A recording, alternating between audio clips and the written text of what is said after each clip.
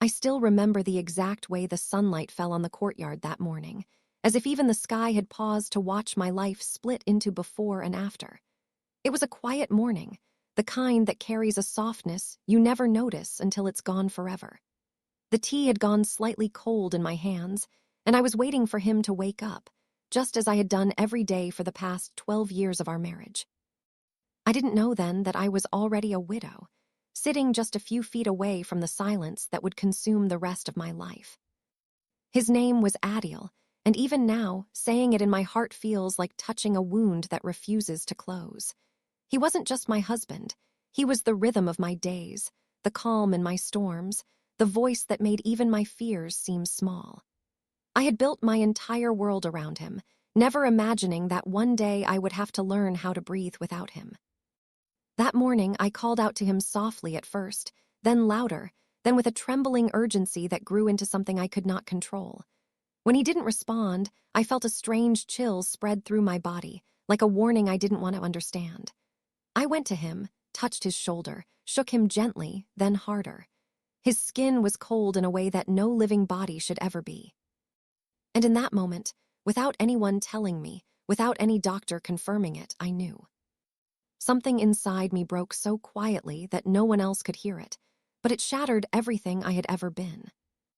The house that once echoed with laughter turned into a place of unbearable silence within hours.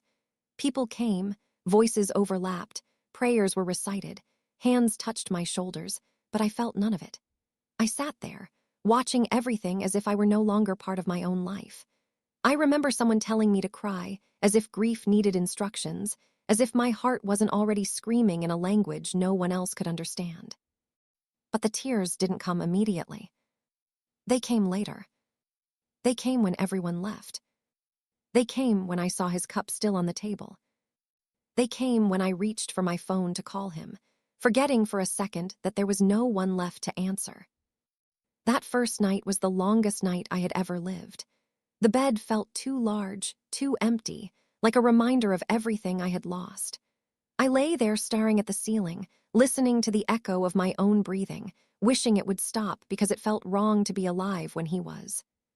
People say time heals everything, but they don't tell you what time actually does. It doesn't heal. It stretches your pain so thin that you learn how to carry it without collapsing every moment. It teaches you how to smile while your heart is breaking, how to speak while your voice trembles, how to live while a part of you has already died. In the days that followed, I became someone I didn't recognize. I moved through routines like a ghost, doing things because they had to be done, not because I had the strength to do them. Cooking felt meaningless when there was no one to ask, "Did you eat?" Even breathing felt like a responsibility rather than a natural act. The hardest part wasn't just losing him, it was losing the future I had imagined. Every plan, every dream, every small hope we had built together disappeared with him. I had thought we would grow old side by side, complain about our aching joints, laugh at our past mistakes, and tell our children stories about how we survived life together.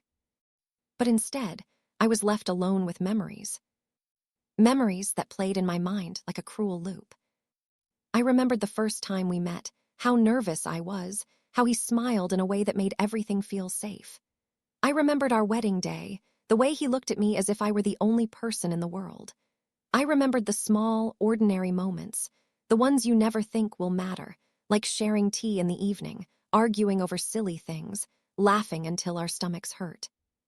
Those were the moments that hurt the most, because they were gone. And no matter how much I wanted to, I couldn't go back. People tried to comfort me. They told me I was strong, that I would get through this, that everything happens for a reason. I nodded because it was easier than explaining that their words felt empty. There is no reason that can justify losing the person who made your life whole.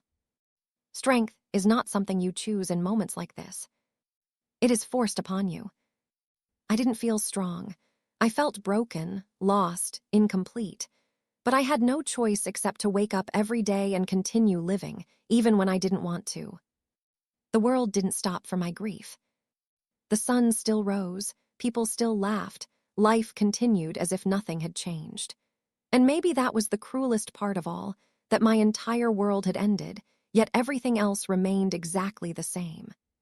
Sometimes I would sit by the window for hours, watching people pass by, wondering how they could move so easily, how they could smile, how they could live without carrying the weight that crushed my chest every second. I envied them. I envied their normal lives, their ordinary worries, their simple happiness. Because I knew I would never be that person again. Grief changes you in ways you cannot explain. It takes away your innocence, your sense of security, your belief that things will always be okay.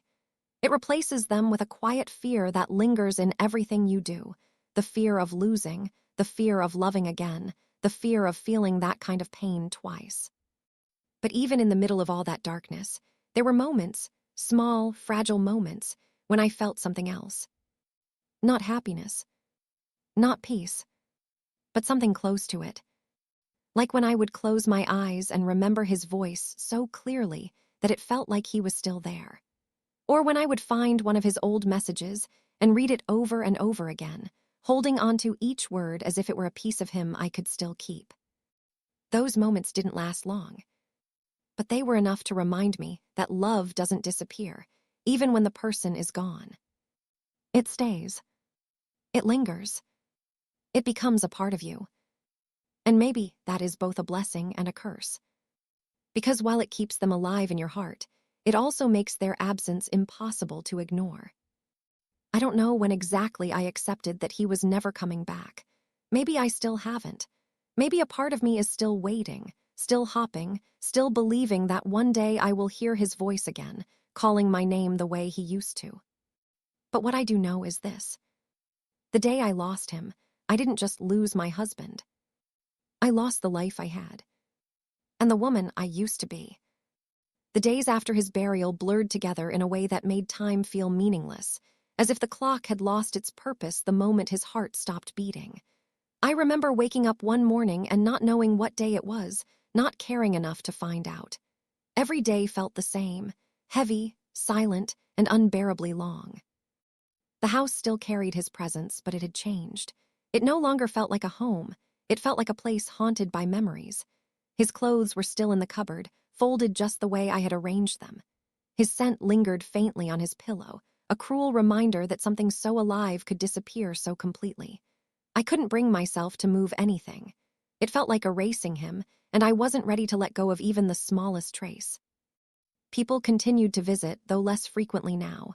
In the beginning, the house had been full, voices offering condolences, prayers whispered in corners, hands reaching out in sympathy. But as days passed, the crowd faded. Life called them back, as it always does.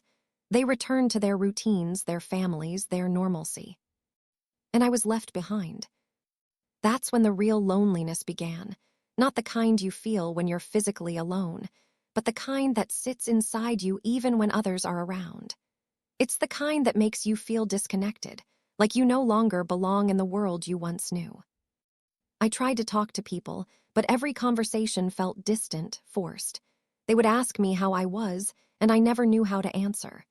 How do you explain a pain that has no shape, no boundaries? How do you put into words the feeling of losing half of your soul? So I would just say, I'm fine. And they would nod, relieved, as if that simple lie made everything easier for them to accept. But I wasn't fine. I wasn't even close. There were moments when the grief hit me so suddenly, so intensely, that it felt like I couldn't breathe. It would come without warning, while I was washing dishes, folding clothes, or simply sitting in silence. My chest would tighten, my hands would tremble, and I would feel like I was drowning in something I couldn't escape. I started avoiding things that reminded me of him, but it was impossible. Everything reminded me of him. The kitchen, where we used to cook together. The sofa, where we would sit in the evenings, talking about nothing and everything. The doorway where he would stand, watching me with that quiet smile that used to make me feel seen. Even the smallest things, a song, a scent, a passing joke, could bring everything rushing back. At night, the silence became unbearable. That was when my thoughts grew the loudest. I would lie awake for hours, staring into the darkness, replaying every moment of our life together. I would think about the things I said, the things I didn't say, the times I could have been kinder, more patient, more present. Regret has a way of finding you in grief, whispering questions that have no answers. What if I had woken up earlier that day? What if I had noticed something was wrong? What if I had done something, anything, that could have changed what happened? I knew, deep down, that these questions were pointless. They wouldn't bring him back, but that didn't stop my mind from asking them over and over again. Grief doesn't just take away the person you love. It takes away your peace. One evening, I found myself sitting in our room, holding one of his shirts in my hands. I don't even remember why I picked it up. Maybe I just wanted to feel close to him again. I pressed it against my face, breathing in what little of his scent remained, and for a moment, it felt like he was still there. And then the reality hit me. He was. He would never be. And that was the moment the tears came in a way they hadn't before. I cried until my body ached, until my throat burned, until there were no tears left to fall. It wasn't a quiet cry, it was raw, broken, uncontrollable. The kind of crying that comes from somewhere deep inside you, a place you didn't even know existed. I cried for him. For myself. For the life we lost. For the future that would never happen. When I finally stopped, I felt empty in a way I had never experienced before. Not just sad, empty, as if everything inside me had been drained, leaving nothing behind. That night, I realized something I hadn't been ready to accept before. He was gone. Truly gone. And I was alone. The next morning felt different, though not in a way that brought comfort. It was more like a quiet realization settling into my bones. The world hadn't ended, even though mine had. The sun still rose, the birds still sang, people still went about their lives. And I was still here. I didn't know what to do with that. Living felt like a burden, like something I had to endure rather than something I wanted. But there was also a small part of me, a very small part, that knew I couldn't stay like this forever. Not because I was strong, but because I had no other choice. I started doing small things, not because I wanted to, but because I had to.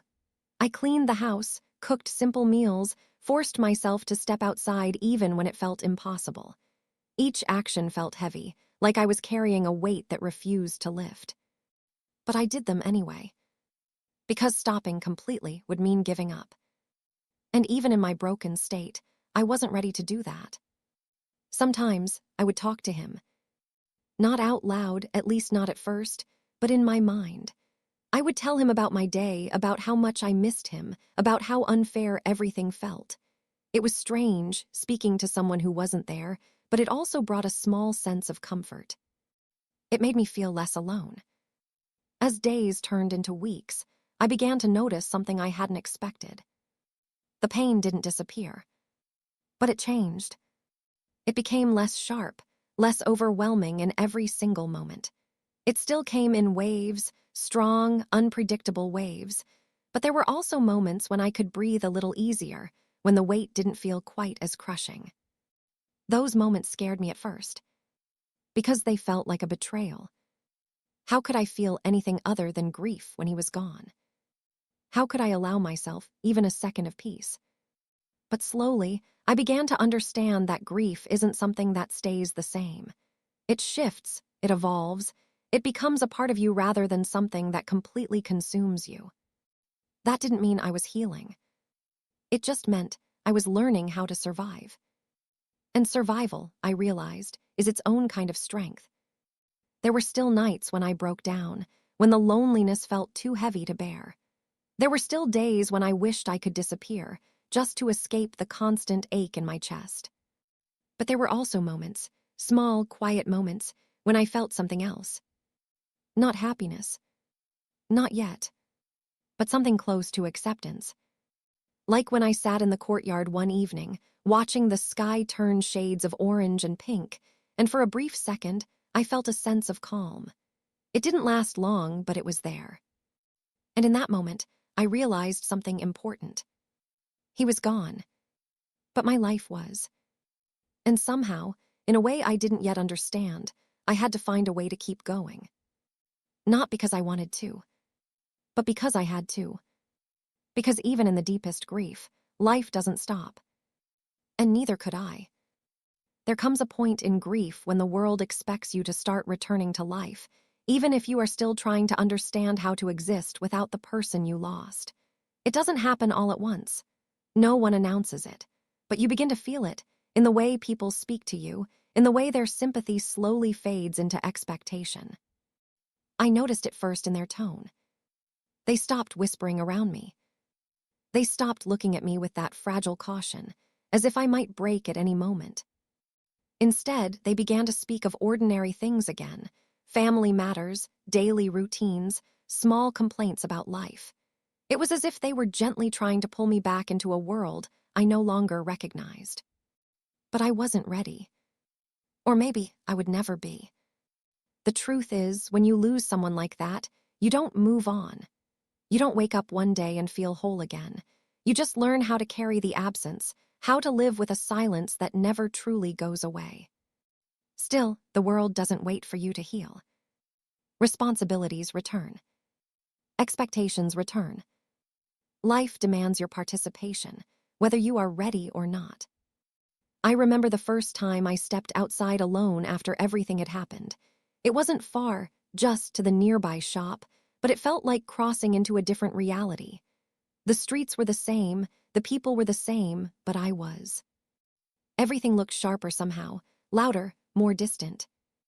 I saw couples walking together, laughing, sharing quiet conversations, and something inside me tightened. It wasn't jealousy exactly. It was something deeper, something more painful. It was the realization that I had once been one of them, and now I never would be again. I kept my head down as I walked, avoiding eye contact, as if the world might see the brokenness in me. When I returned home, I felt exhausted, even though the walk had been short. It wasn't my body that was tired, it was my heart. Grief has a way of draining you in ways you cannot explain. That evening, I sat alone with my thoughts again, but something felt different. For the first time, I wasn't just remembering the past.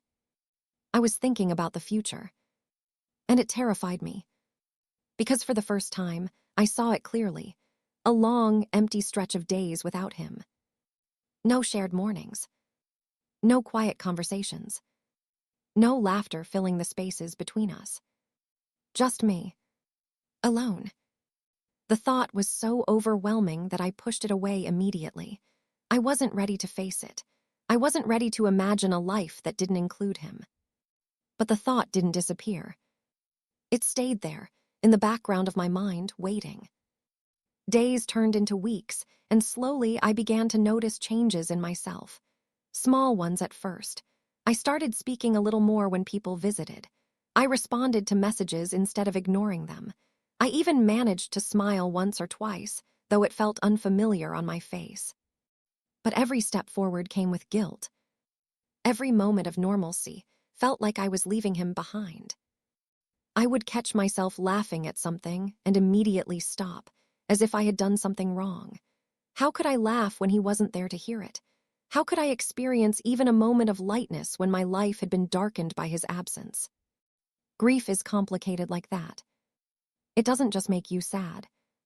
It makes you question everything, even your right to feel anything other than pain. One afternoon, I found an old notebook of his while cleaning a drawer I had avoided for weeks. My hands trembled as I opened it, unsure of what I would find. It was filled with his handwriting, notes, ideas, random thoughts he had written down over time. I ran my fingers over the pages, tracing the shape of his words as if they could somehow bring him closer. And then I found something that made my heart stop. It was a list. A simple list of things he wanted to do in the future.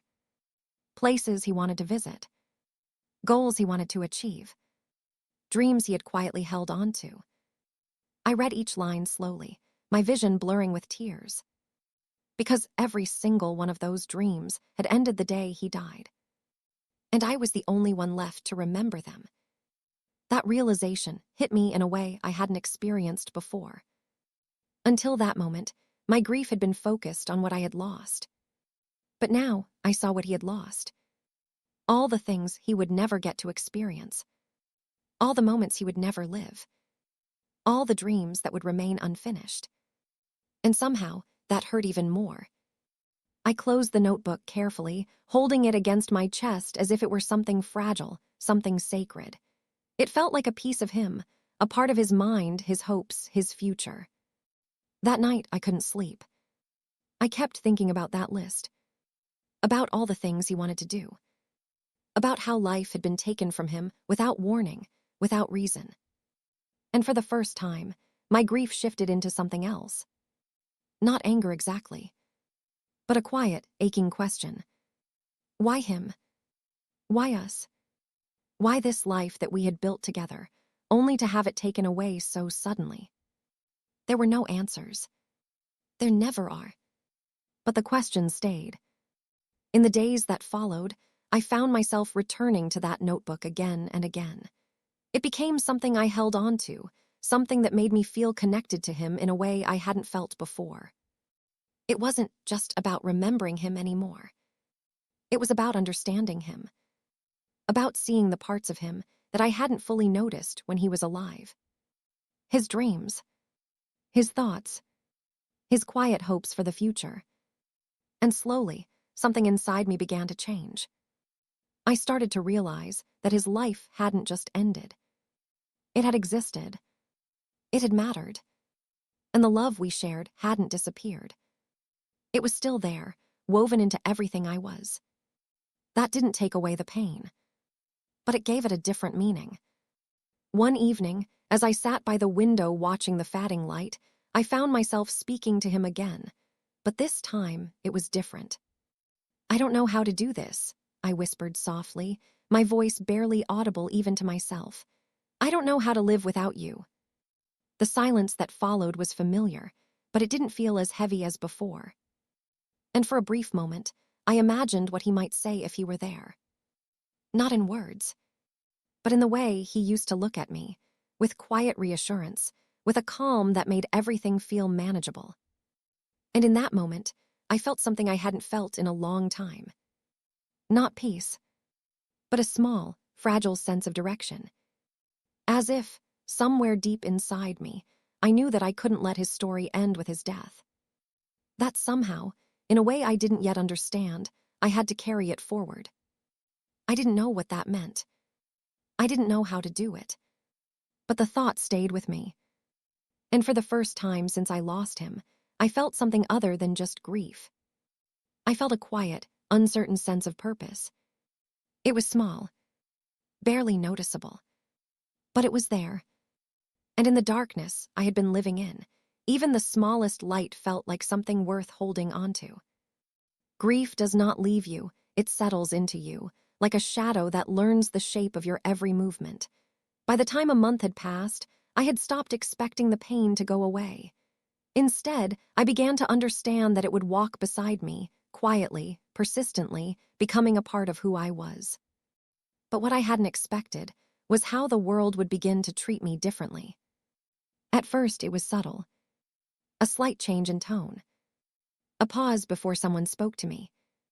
The way conversations would shift when I entered a room. I became the widow. Not by name. Not by identity. But by the quiet label that followed me everywhere. People didn't see me the same way anymore. I could feel it in their eyes, pity, curiosity, sometimes even discomfort.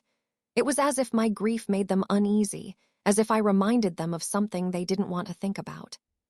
Loss. Impermanence. The fragility of life.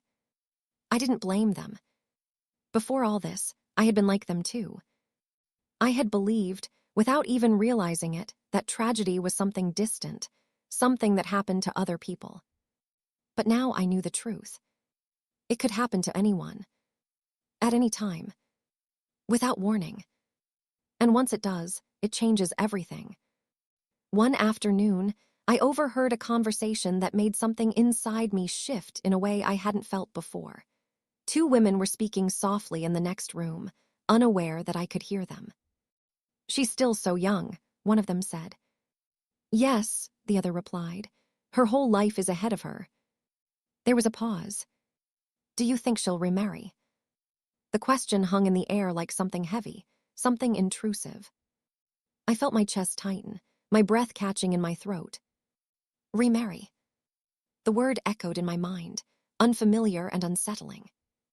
I hadn't even begun to process my loss, and already the world was thinking about what came next. As if love could be replaced. As if a life could simply be restarted. As if what I had lost was something that could be filled again. I wanted to be angry. But I was. I was just tired. Tired of expectations. Tired of assumptions. Tired of feeling like my grief had a timeline that others were quietly measuring. That night, I sat alone again, letting that word linger in my thoughts. Remarry. It felt wrong. Not because I believed it was impossible, but because it felt like a betrayal. Of him, of us, of everything we had been. How could I even think about another life when I was still holding onto the pieces of the one I had lost? But beneath that resistance, there was also something else. Fear. Not of loving again, but of forgetting. Forgetting the way he smiled. The sound of his voice. The small, ordinary things that had once meant everything. Grief has a strange way of making you protective of your pain, as if letting go of it means losing the person all over again. And I wasn't ready for that. I didn't know if I ever would be. The next few days felt heavier than usual. That single conversation had stirred something deep inside me, something I couldn't easily ignore. I found myself thinking more about the future, not because I wanted to, but because I couldn't stop. What would my life look like years from now? Would I still feel this way? Would the pain fade, or would it simply become something quieter, something that lived in the background? Would I always feel like half of me was missing? The uncertainty was overwhelming. Because for the first time, I wasn't just grieving the past. I was afraid of the future. One evening, I decided to do something I had been avoiding for a long time. I opened the cupboard. His cupboard. For weeks, I had left it untouched, unable to face what was inside. But now, something in me felt ready, or at least less afraid.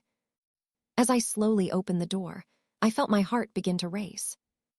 Everything was exactly as it had been. His clothes hung neatly, just as I had left them. His watch rested on the shelf. His shoes were placed side by side, waiting for feet that would never wear them again. I stepped closer, my hands trembling as I reached out to touch the fabric of his shirt. For a moment, I closed my eyes, and I could almost imagine him there, standing beside me, alive. But when I opened my eyes, the illusion shattered, and the reality returned. I don't know how long I stood there, surrounded by pieces of a life that no longer existed. Time seemed to blur again, just as it had in those early days of loss. But this time, something was different. I didn't break down. I didn't collapse under the weight of it. Instead, I stood there, breathing slowly, letting the pain move through me instead of against me. And then, quietly, I began to do something I never thought I could. I started folding his clothes. Each piece felt like a memory. Each movement felt like a goodbye. Not a final goodbye, but a gentle one. A quiet acknowledgement that he was gone, and that I had to learn how to live with that truth. Tears fell, but they were different this time. Softer, calmer, less like a storm, and more like a slow, steady rain. When I finished, I closed the cupboard again, my hands lingering on the door for a moment longer than necessary. And as I stepped away, I realized something I hadn't noticed before. The pain was still there, but it wasn't consuming me in the same way. It was changing, not disappearing, but shifting into something I could carry without completely falling apart. That night, I sat in the courtyard again, the same place where everything had changed. The air was cool, the sky quiet. And for the first time in a long time, I allowed myself to sit without overthinking, without forcing memories, without questioning everything. I just existed. And in that stillness, I felt something unfamiliar. Not happiness, not even peace, but a small, steady acceptance. He was gone. That would never change. But I was still here. And maybe, just maybe, that meant something. I didn't know what the future held. I didn't know if I would ever feel whole again. But for the first time since losing him, I wasn't just surviving the days. I was beginning to live them. Slowly, carefully, one moment at a time. And even though the path ahead was uncertain, I knew one thing for sure. I was no longer standing still in my grief. I was moving through it. And somehow, that felt like the beginning of something I couldn't yet name. There is a quiet shift that happens in grief, so subtle that you don't notice it at first. It doesn't announce itself, doesn't arrive with clarity or certainty. It simply begins like a slow turning of seasons inside your soul.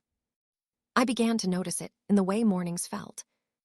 They were still heavy, still wrapped in a lingering sadness, but they were no longer unbearable. There were moments, brief and almost unnoticeable, when I would wake up and not immediately feel the sharp ache in my chest. It would come, of course it would, but it no longer arrived like a storm tearing everything apart. It came like a wave, steady and familiar. And somehow, I had learned how to stay standing when it passed through me. It frightened me at first, because with every small moment of ease came a quiet guilt. As if I was forgetting him. As if I was allowing life to move forward without him. I would sit with these thoughts, turning them over and over in my mind, trying to understand them. Was I healing, or was I simply becoming used to the pain? There is a difference. Healing suggests that something is being repaired. But grief does not repair what was broken. It teaches you how to live with the fracture. One morning, I found myself doing something I hadn't done in a long time. I was humming. It wasn't intentional. It just slipped out, soft and absent-minded, as I prepared tea in the kitchen. For a few seconds, I didn't even realize it. And then, suddenly, I stopped. The silence that followed felt louder than anything. My hands froze. My heart tightened. How could I hum? How could a sound so light exist inside me when I was carrying something so heavy? The guilt came immediately, wrapping itself around my thoughts. I shouldn't feel like this. I shouldn't forget. I should. But then, just as quickly, another thought followed. I hadn't forgotten. Not for a second. His memory was still there, woven into everything I did, everything I felt. The humming hadn't erased him. It had simply happened. And in that realization, something inside me softened. Maybe healing wasn't betrayal. Maybe it was something else. Something quieter. Something necessary. That day stayed with me. Not because it was extraordinary, but because it was the first time I allowed myself to feel something other than grief without immediately pushing it away. It didn't mean I was okay. But it meant I was beginning to understand something important. That my pain and my life could exist at the same time. That I didn't have to choose between remembering him and continuing forward. That loving him didn't mean I had to stop living. Still, acceptance didn't come easily. It came in pieces. In moments. In small realizations that built upon each other slowly. One afternoon, I decided to visit a place we used to go together, a small park not far from our home. It wasn't a grand place, just a quiet space with trees and benches, where we had spent countless evenings talking about everything and nothing. I hadn't been there since he passed away. Part of me didn't want to go. I was afraid of what it would feel like, of the memories that would come rushing back.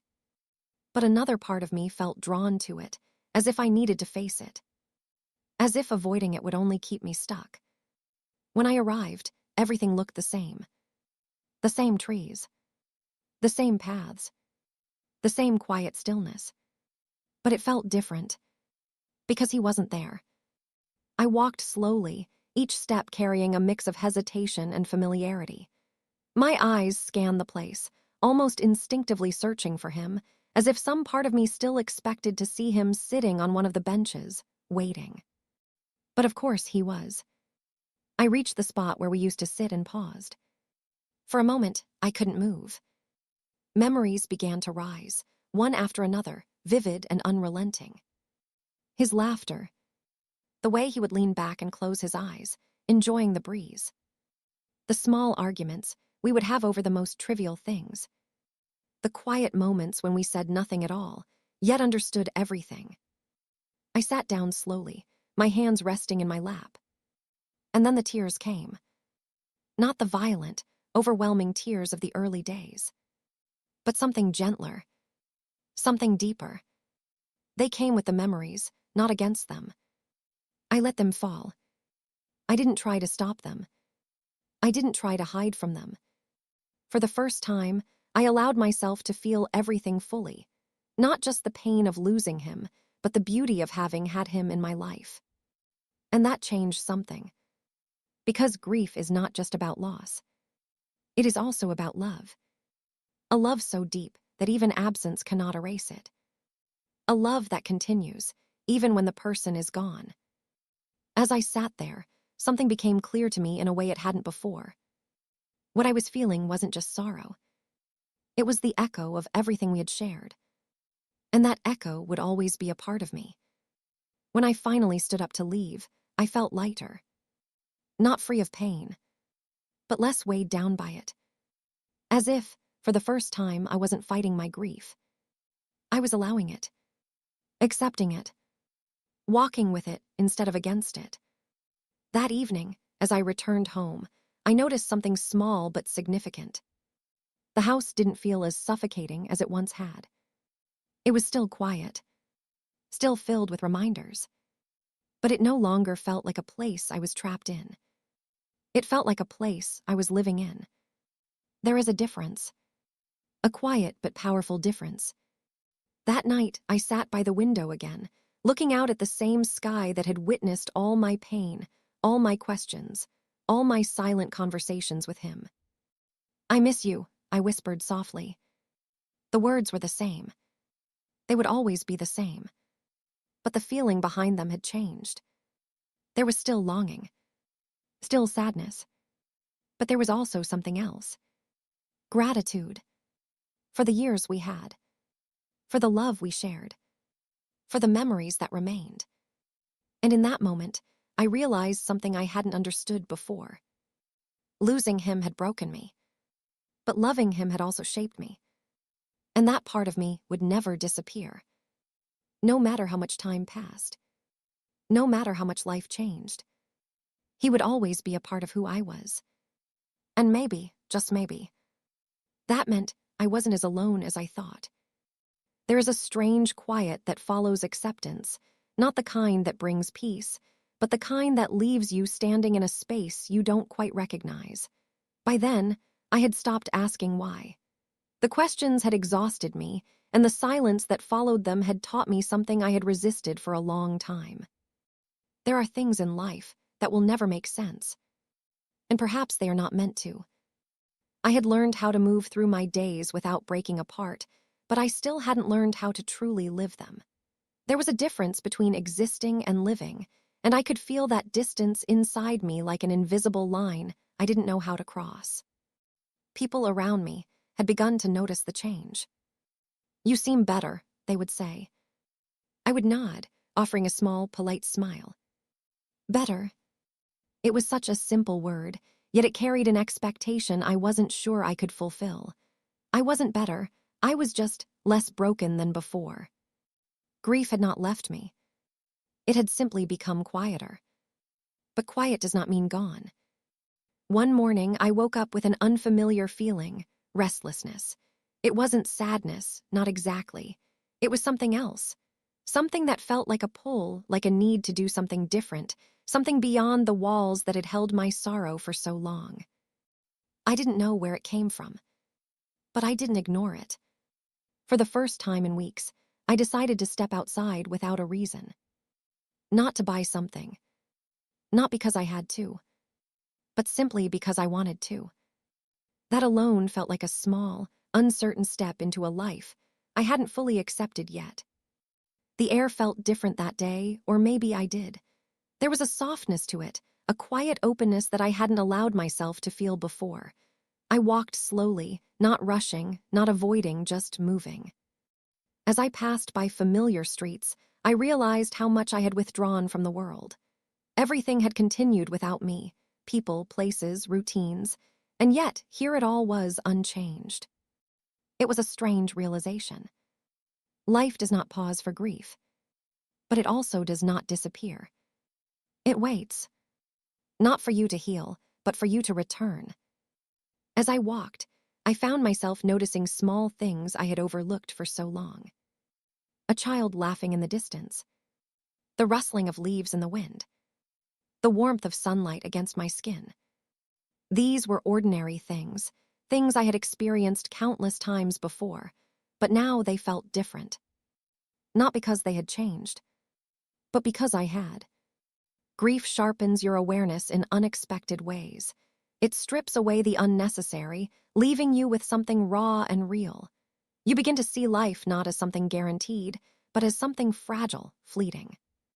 And in that realization, even the smallest moments begin to matter. I didn't stay out long, but when I returned home, I felt something unfamiliar. Not happiness, but a quiet sense of movement. As if, without fully realizing it, I had taken a step forward. Later that day, I found myself looking at his notebook again, the one filled with his dreams, his plans, the future he had imagined for himself. I had read it many times before, but this time, something felt different. I wasn't just reading it as a reminder of what was lost. I was reading it with a question in my heart. What now?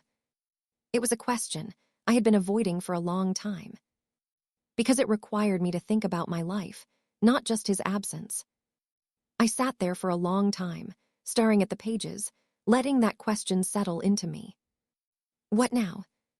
There was no clear answer. But for the first time, I didn't push the question away. I let it stay. That evening, I did something I hadn't done since he passed.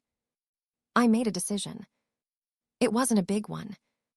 It wasn't life-changing. But it mattered. I decided to step outside again the next day. Not because I had to, but because I wanted to try. And sometimes, trying is the beginning of everything. The next morning, I followed through. And then the next day. And the day after that. It became a small routine, not out of obligation, but out of a quiet willingness to reconnect with a world I had distanced myself from. Each step felt uncertain, but it also felt necessary. Slowly, I began to notice something else. The fear that had once surrounded the idea of the future was beginning to soften. It was still there, but it no longer felt paralyzing. Instead, it felt like something I could face, even if I didn't yet understand it. One afternoon, as I sat in the same courtyard where everything had changed, I found myself speaking to him again. "I don't know where I'm going," I said softly, "but I'm trying." The words felt different this time.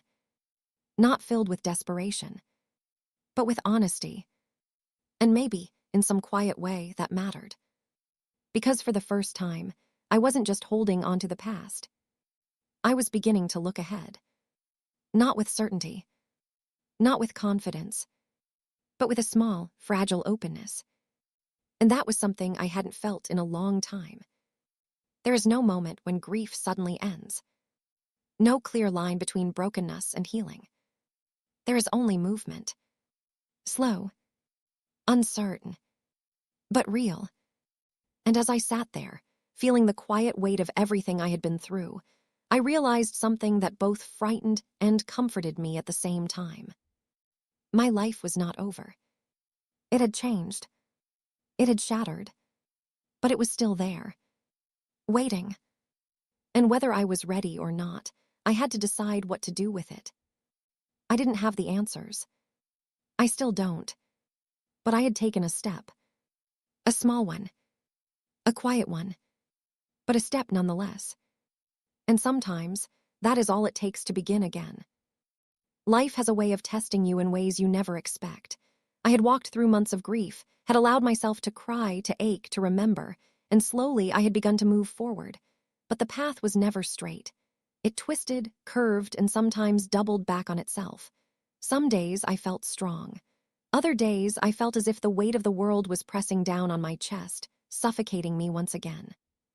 It was on one of those heavier days that I realized just how much I had been holding on to, not just memories, but fear.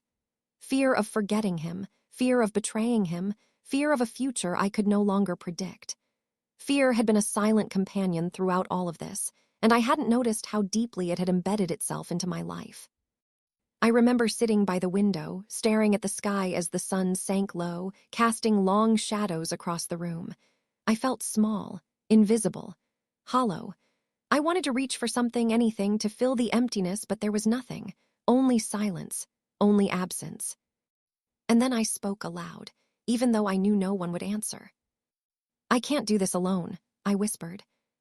The words hung in the room, echoing off the walls, filling the space with their weight. And in that moment, I realized something crucial. Grief is not meant to be carried in silence. It doesn't retreat when you hide it.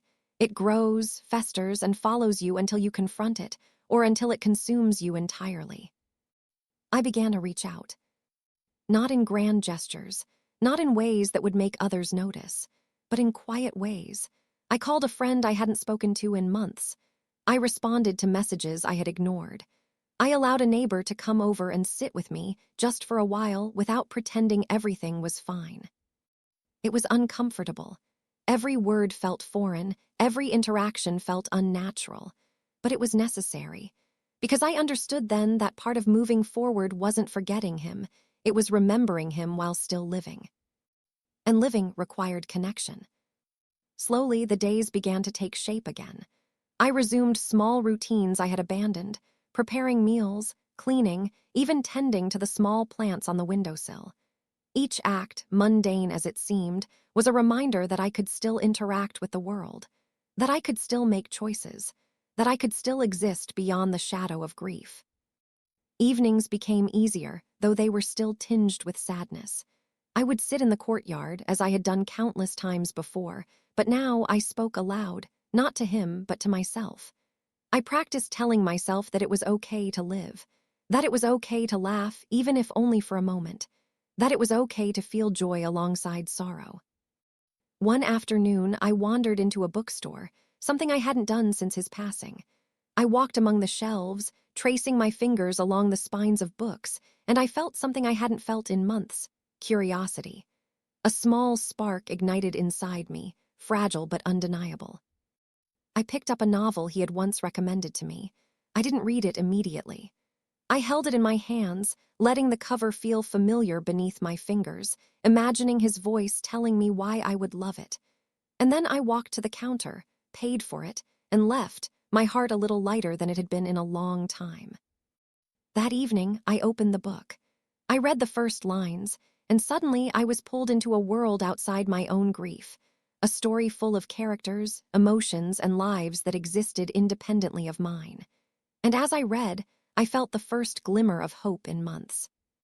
Not the kind of hope that promises happiness or erases sorrow, but the kind that whispers gently, life is still here, and it will continue whether you choose to engage with it or not.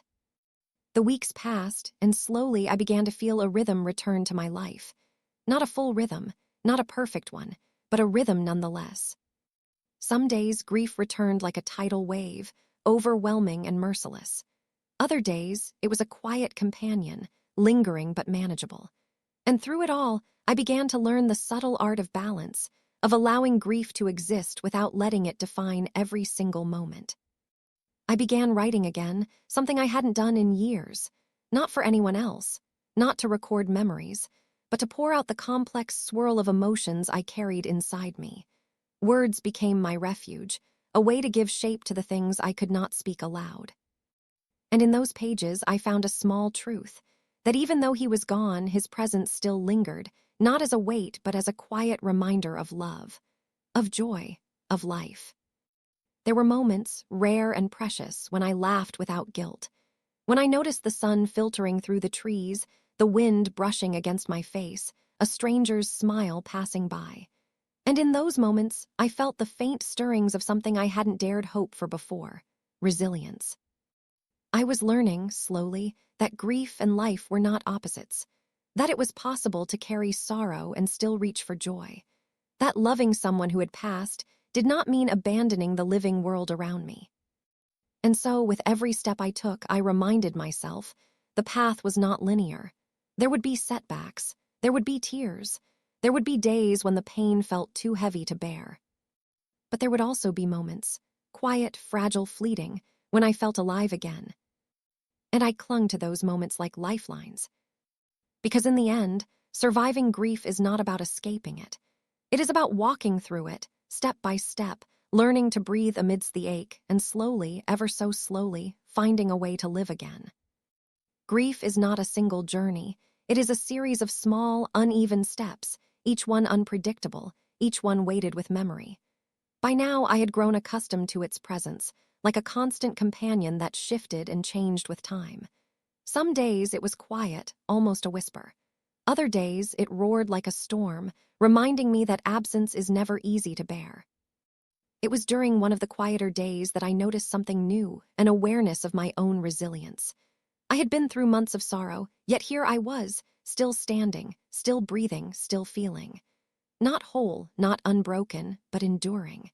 And for the first time in a long time, I allowed myself to recognize that as something remarkable.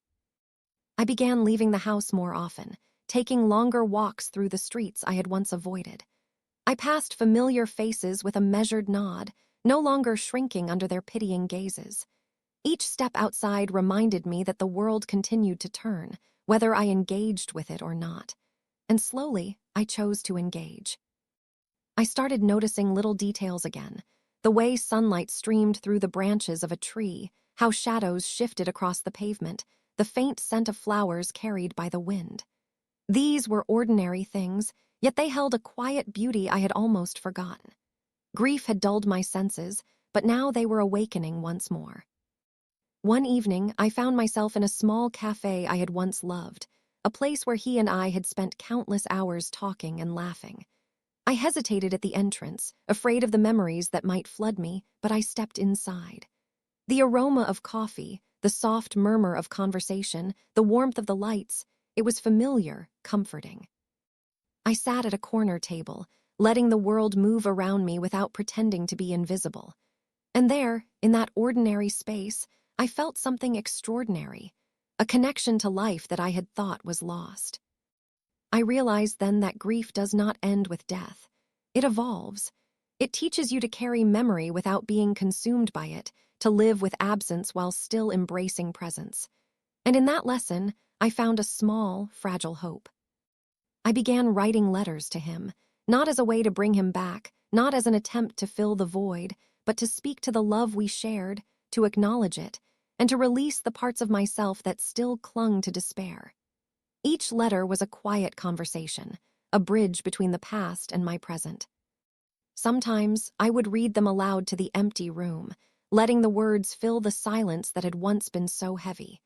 And in those moments, I felt closer to him than ever, not because he was there, but because I carried him within me. Life, I discovered, was not about replacing what was lost. It was about integrating it, carrying it gently, and allowing yourself to continue. Each day became a delicate balance of remembrance and forward movement, a careful dance between sorrow and the quiet stirrings of life. I began to notice the small joys returning, smiles that came naturally, laughter that was not forced, moments of genuine warmth in the presence of others. These were not grand victories. They were subtle, fleeting, yet profoundly significant, each one a reminder that I could survive, that I could live. The first time I laughed without guilt after months of sorrow, it startled me. It felt like a betrayal at first, but then I realized it was not. It was a reminder that love, even when it is lost, does not demand perpetual mourning. It lives in memory, in heart, in the quiet moments that shape the days that follow. I started reconnecting with friends I had withdrawn from, accepting invitations I had previously declined. Each interaction was a test, a gentle push against the wall of isolation I had built around myself. And each time, I found that the world could still hold me, could still respond to me, and could still offer moments of connection that were not tainted by loss. I began to care for my own needs again, not extravagantly, not selfishly, but thoughtfully. I cooked meals I enjoyed, I read books I loved, I allowed myself to rest when my body and mind demanded it. These acts were small, ordinary, but they marked a turning point. I was learning that self-care was not indulgence. It was survival. It was a recognition that I mattered, that my life mattered, even without him. And then one day, I found myself planning for the future, not as a distant, abstract concept, but as a series of tangible steps. Small goals, simple plans, things I could control, things I could accomplish, things that gave me purpose beyond sorrow. It was terrifying, because planning meant acknowledging that he would not be part of that future. But it was also liberating, because planning meant I was choosing life. Choosing to continue, despite the absence, despite the pain, despite the constant shadow of grief. I began to see that living fully did not diminish what we had shared. It honored it. It carried it forward, like a quiet flame that refused to be extinguished. And in that realization, I understood something profound. Grief does not disappear. It does not ask permission. It does not vanish with time. But life continues. And sometimes, continuing is the greatest act of love we can offer, to ourselves and to those we have lost.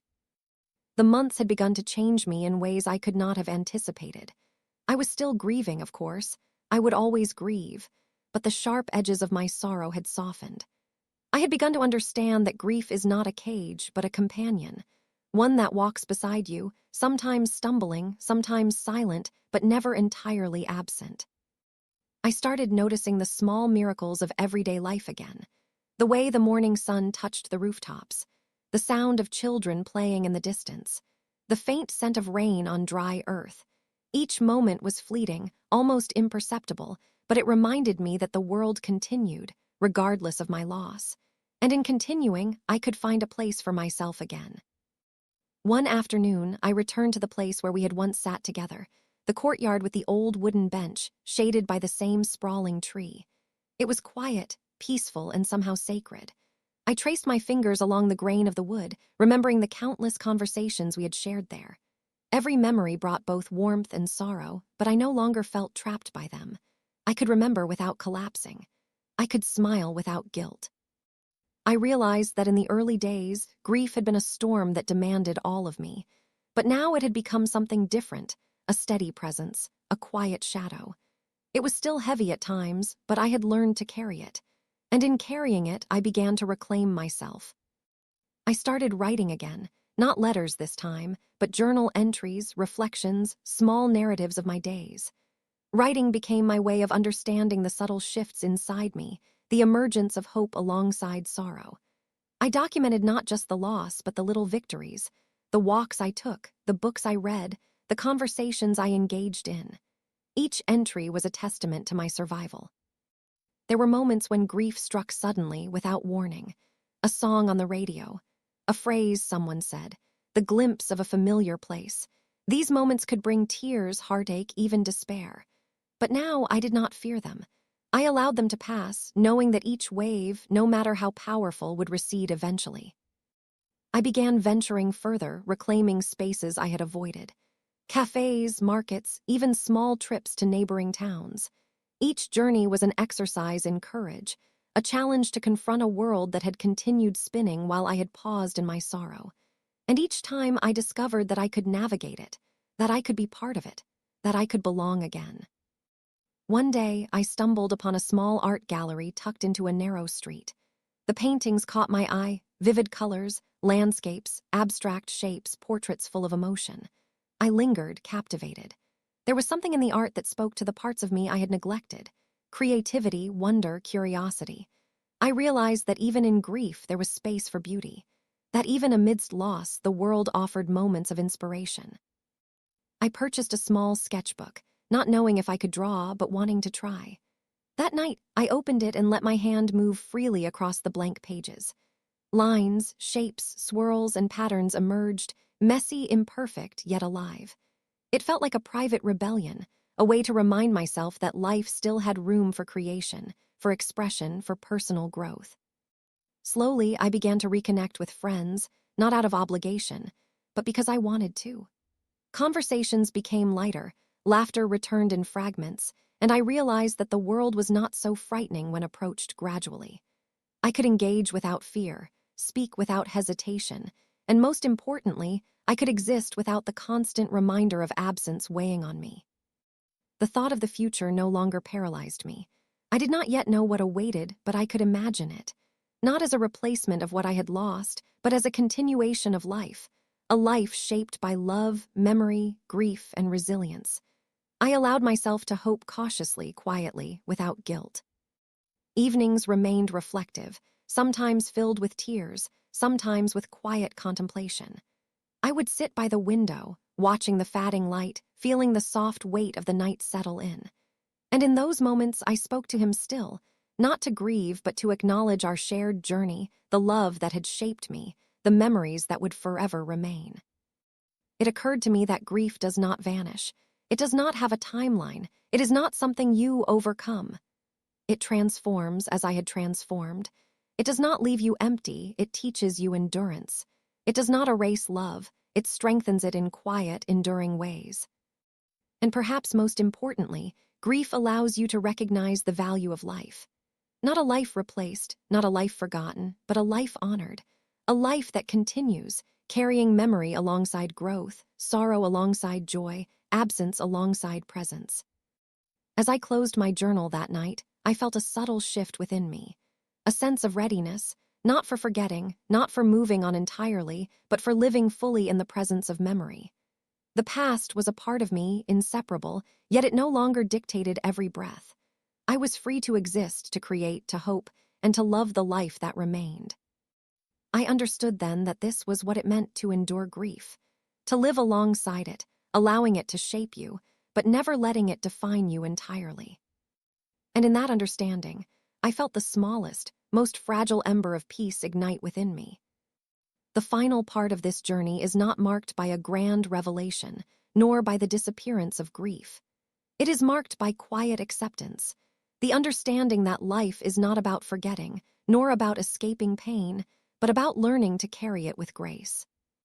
In the months that had passed, I had learned to coexist with my sorrow.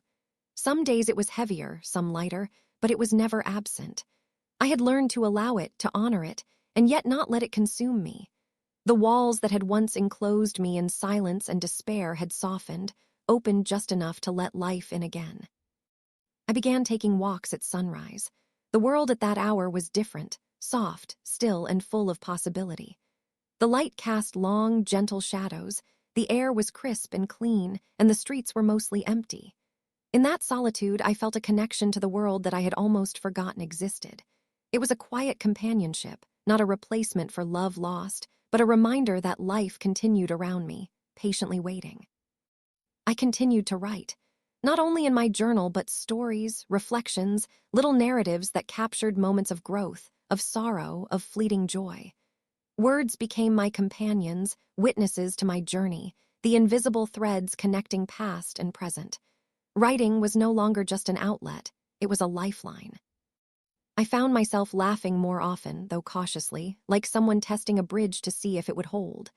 Sometimes it was at a book I read, sometimes at a memory, sometimes at a stranger's kindness. Laughter was no longer a betrayal. It was a testament to endurance. It was a sign that life, even fractured, still held fragments of joy.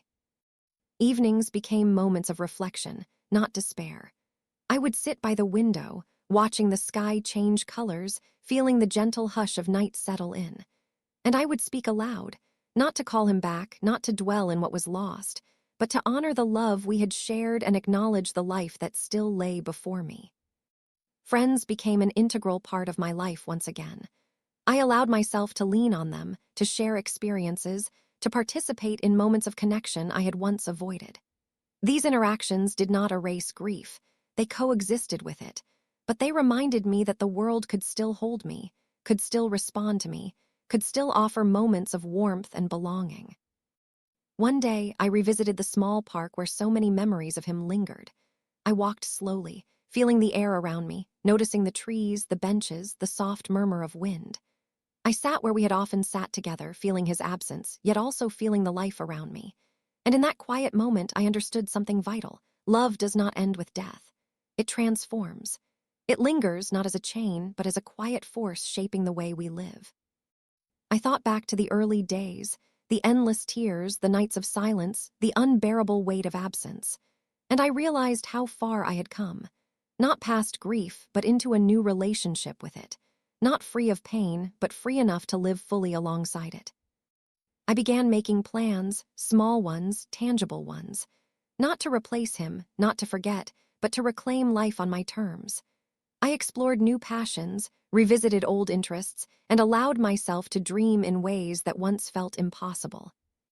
I understood then that living fully does not mean leaving the past behind. It means carrying memory as part of yourself, as a quiet guide, while still moving forward. It means honoring love and loss equally, understanding that both are inseparable threads in the tapestry of life. And so I continued, step by step, day by day. Sometimes faltering, sometimes strong. Sometimes in tears, sometimes in laughter. Always aware, always remembering, always choosing to live. Grief had changed me. It had shattered me, redefined me, and yet it had also taught me the strength of endurance, the depth of love, and the fragile beauty of life. I had learned that life, even in its quietest, most sorrowful moments, held the possibility of hope, connection, and renewal. In the stillness of that understanding, I finally felt a profound truth settle within me. The past would always be part of me, and yet so would the future. Love had not ended. Life had not ended, and I too would continue. I whispered softly into the night, as I had so many times before. I carry you with me always, and I will live. And for the first time, I truly believed it. The journey was not over, nor would it ever be. But I had found a way to walk through grief with courage, to honor the past without being imprisoned by it, and to live fully, even in the shadow of loss. And that was enough.